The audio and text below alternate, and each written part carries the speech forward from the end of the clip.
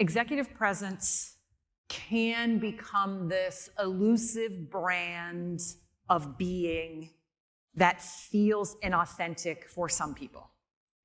So I want to take it back to like first principles of presence, of leading through influence and building trust. The first layer is you need to love yourself. And you need to love the journey you're on. And every conversation is not an all-stakes conversation. When you go through things in life that put work and business and this kind of stuff into perspective, it can help bring this inner confidence forward because your priorities become so clear.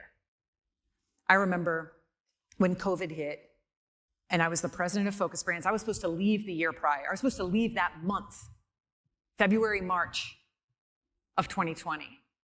I didn't want to be the CEO of Focus Brands. I wanted to go into health and more like focused wellness. We brought in a new CEO. He was not from the industry. COVID hit. Man didn't even know where the bathrooms were. Wouldn't matter because the office was closed anyway.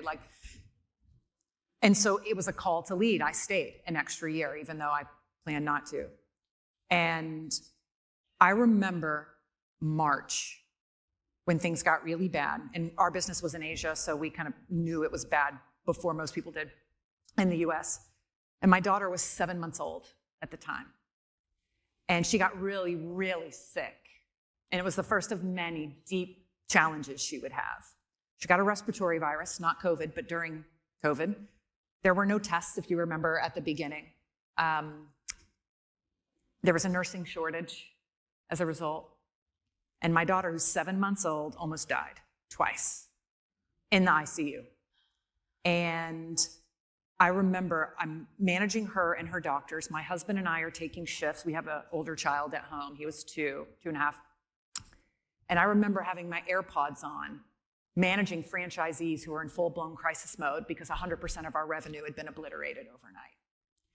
And then working through that, finally taking my daughter home. She got better, went home with a feeding tube, an NG tube. And I remember laying her on the changing table, and I'm talking to one of our largest franchisees who's like losing his mind, and my daughter just takes her feeding tube and yanks it out, which is a good sign, by the way, when they do that. And I just remember being so aware of my power in that moment. I had never felt more mama bear energy, never. And so I've developed this phrase. This is what I felt. I didn't say it at the time, but I felt it, and I put it into words, which is, I'm glad it's me. I'm glad it's me. I'm glad it's me navigating this situation. I'm glad it's me being her mom. I'm glad it's me. Doesn't mean I'm not tired and crying every day. But I am so glad it's me.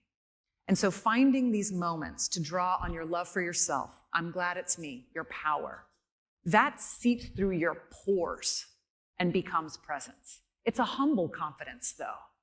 It's modern confidence, it's not swagger. Executive presence isn't, I know what I'm doing, everybody follow me. Nobody knows what they're doing. And even if they did yesterday, things are different tomorrow. Who do you want to follow? Someone who says, I know what I'm doing, follow me, or I know we can figure it out. That one. So don't get executive presence confused into something that creates extreme emotional labor, which is creating a big gap between who you really are and who you think people want you to be. It's the opposite. You love yourself. You respect and understand the culture and the environment you're operating in and make reasonable accommodations for that environment and how you might communicate or how you might approach something. That does require some polish and some finesse and some EQ. But you show up in those moments when other people don't. But if you're constantly worried about how are they going to view me and does this mean I'm a good person and am I a bad professional or not and am I respected, if you don't love yourself as a foundation, executive presence gets a lot more exhausting.